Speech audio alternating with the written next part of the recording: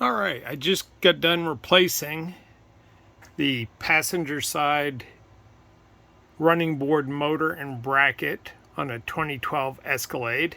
I could not find any videos online of how to do this in situ, doing it with the running board still on the vehicle. I was pretty sure that it could be done, so I wanted to try it. I'll give you a quick synopsis of what I did. First of all, the tools you'll need: a 5mm Allen wrench, a 3mm Allen wrench, and you'll want the angle type, and then a 2.5mm Allen wrench, and that's really kind of optional. Had a electric ratchet with a 10mm socket, deep socket on it. I had a 10mm ratchet end wrench, and you will need a wrench. Ratchet end will make it easier. I had a hammer. I don't think in the end I really needed a hammer. I did have an impact driver. I used that for a 5mm Allen wrench I put in. It made it a little bit quicker getting a couple of these Allen head screws out. Had a trim tool and a small flathead screwdriver. All right, so what did I do? You've got 7 bolts, I believe, that hold this onto the vehicle. You've got a nut here, 10mm nut, 10mm nut here, and a 10mm nut here. If you get up under the vehicle, it's pretty easy to see these two right up above the motor, and then this third one you can feel up on top. So you take the ratchet with the deep socket, you take these 2 nuts off, and then the ratchet end wrench you can lay up on top of this one, and all you have to do is loosen it about halfway. You don't have to take it off, just loosen that one up. And then attaching the bracket to the running board, and you can do this part with the running board either extended or retracted.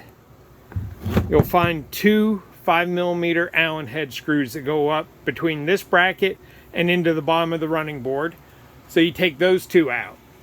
Now the next thing you're going to have to do, and this one was the tricky one, it took me a few minutes to figure out what was going on, and you have to do this with the running board extended. So I temporarily plugged the motor back in and extended it. So as long as you can extend it, whether you have to help it or not, you'll need to extend it in order to do this part. I'll roll this up a little bit. You can see right here is a threaded hole, and same spot on the other side is a threaded hole. Let me see if I can show it to you a little bit better. It's right here. So in order to see those 2, you will be on, and I'll go out to the car and show you. I do have the new running board, or the new motor installed, so everything's working properly now. When you come down here, you turn my, see if I can get my light to come on here.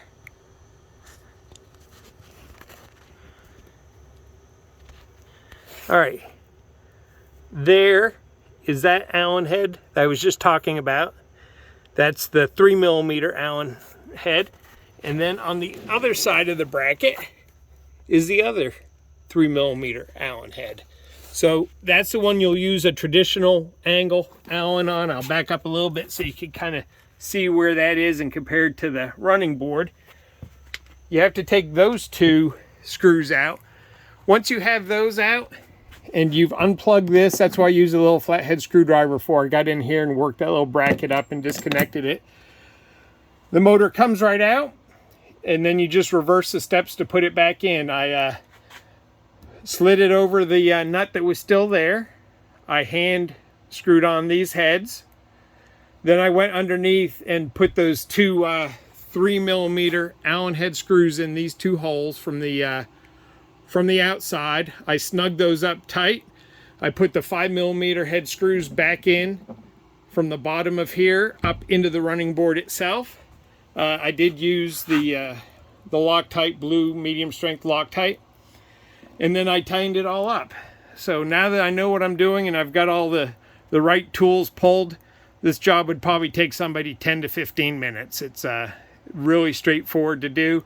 I know you can buy just the motor. I haven't experimented yet. It looks like maybe if you took this 1 screw out and 2 bolts here, You could pull the motor off and replace just the motor. I wasn't sure how easy it would be to do in place. The other thing that's just worth noting is there is a plastic dust shield that is on the original motor. I did take it off. It takes two 2.5 millimeter Allen head screws to pull it off, and they have to be deep to get down through these holes to access them. However, I wasn't able to put it on the Dorman. The Dorman, the holes where these would go are just drilled out. They're oversized, so I couldn't tap them, and so I'm just leaving the dust shield off. I hope that that helps you if you decide to do this job.